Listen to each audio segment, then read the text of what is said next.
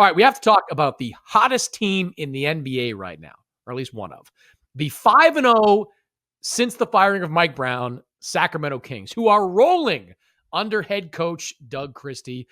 They beat Memphis. They beat Golden State. The last 5 games, they are 5th in the league in defensive rating. They are being called the Rabeem team, Rachel. I saw that printed in I apologize for not remembering. I was reading a lot of Sacramento blogs in the last 24 hours. But they were called the Rabeem team in one column that I saw. I've seen guys talk about playing with joy and freedom.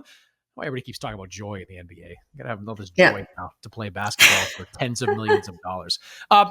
Look, we should both say right here, and I think you'd agree, like, we're not criticizing Mike Brown. Sometimes when you praise the way a team's played, it comes off as criticism of the previous coach. Mike Brown did a fantastic job. We both agree on that one. But this team has kind of there's something about Doug Christie on that bench that they've kind of taken to early on. Do you think this is something that they can build on the rest of the season, or is it kind of that brief surge that teams sometimes get when they make a coaching change?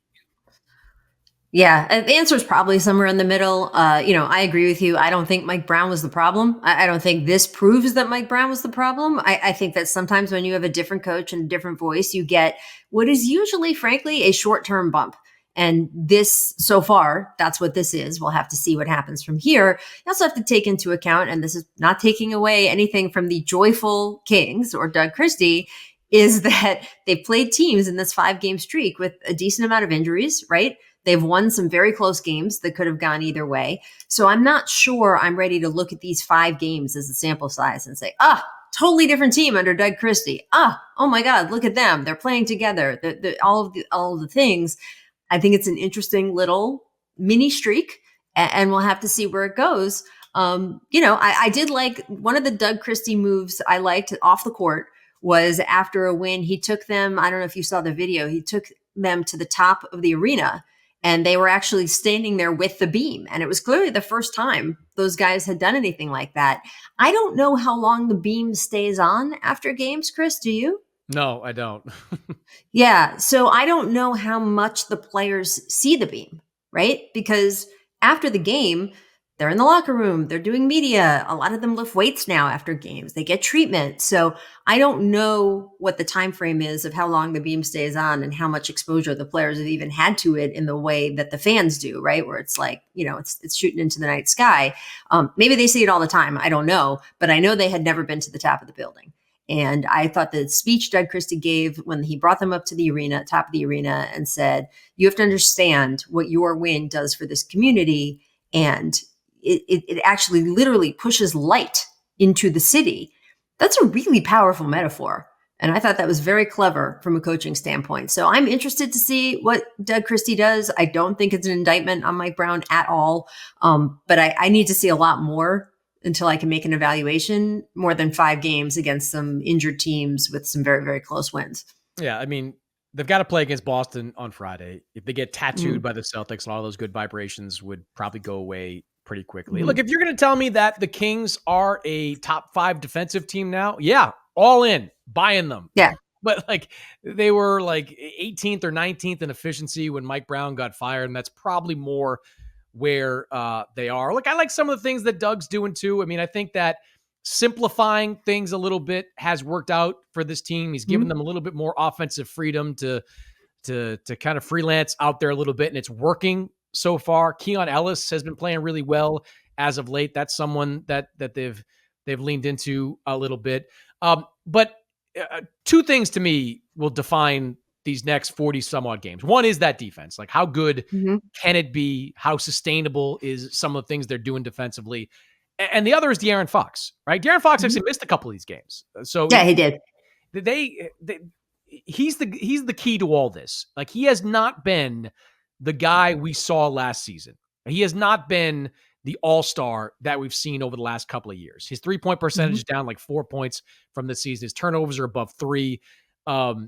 He's got to get back to being that guy. Now, maybe he vibes with Doug Christie in the same way a lot of these guys seem to be doing it. I mean, Doug, as a former player, seems to be having an impact in that locker room.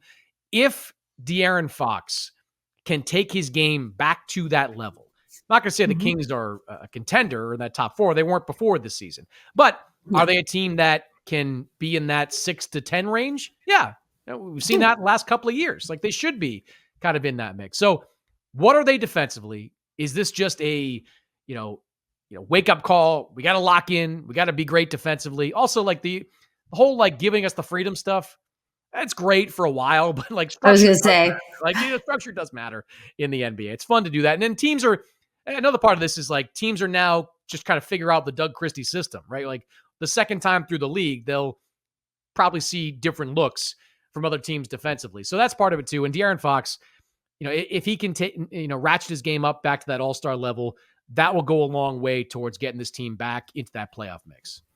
Yeah. I mean, it's so funny. Anyone who's a longtime NBA fan, media person, anything, executive, you see this pattern over and over and over again. New coach comes in, quote, simplifies things, quote, gives guys more freedom. I mean, it's like almost textbook at this point. And then, yes, to your point, some of that tends to go awry and you need a system and guys are not organized on the court and they're not talking to each other the way they should. And guys start to complain. We don't know what we're doing out there, right? That's another cliche sentence. We don't have enough direction. We don't know what we're doing out there. And then second time around, opposing coaches figure out what's going on. We're just kind of seeing this play out in Sacramento at the moment. But yeah, I mean, if De'Aaron Fox can get back to his De'Aaron Foxness, they're a real spoiler in the Western Conference. They're a team that, while no, I would never pick them as a favorite to win the West. I would say they absolutely could knock out a contender in a 7-game series. And a couple things go their way. Maybe there's an injury here or there, and the way they can play or capable of playing when Fox is at his best, they could be a factor. And I do think some of the stuff Doug Christie said at the top of that arena is true and matters. In a town like Sacramento, this isn't Boston, this isn't LA, this isn't New York with multiple teams and multiple sports. The Sacramento Kings are their representative. The people who live there, that's the team. Those are the people who they look at and say, they represent us. And there's nothing else besides a sports team that does that. It's not as if they look at like the list of county court judges and say, oh, they represent us. That's how we feel good about ourselves. It doesn't work like that. There's other groups and people in Sacramento, and obviously the seat of the California government is there, but none of that is the same as being able to cheer and yell and gather with your friends to celebrate a sports team. And they have uniforms and they have a name. It is a way to represent yourself as a city like nothing else can. And Sacramento, the Kings are the only ones doing that. So they don't have to win, is my point. They just have to energize the city, make people feel good, be a good story, be a point of community coming together. I'm sure everyone in the organization would love it if they won a title, but not everyone's going to win a title. 29 out of 30 teams don't. And unlike some of the teams in bigger markets, Sacramento has the ability to still be a lot for their town, for their community in the way that some of these other teams can't.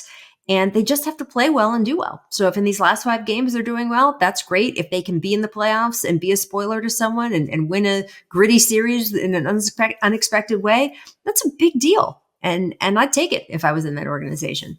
You love a good made-for-TV moment, don't you? The I entire really team do. gathered at the top of the building. Love it.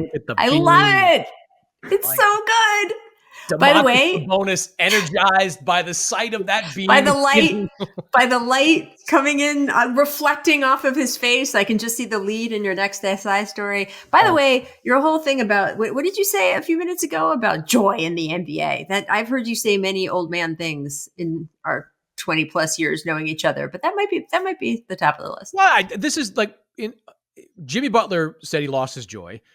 Yeah. The Kings are saying they're playing with joy. When did joy become so important? You're getting paid, fellas. Like, you're getting tens of millions of dollars. Play. Like, that's enough joy. All right. That should be enough joy to get you through an 82-game season. That's all my point. Yeah, that does. Did you learn nothing from Steph Curry and the 15, 16, 17 we run on joy Warriors? Come on. Nobody runs on joy. They run on dunk. That's what they run on.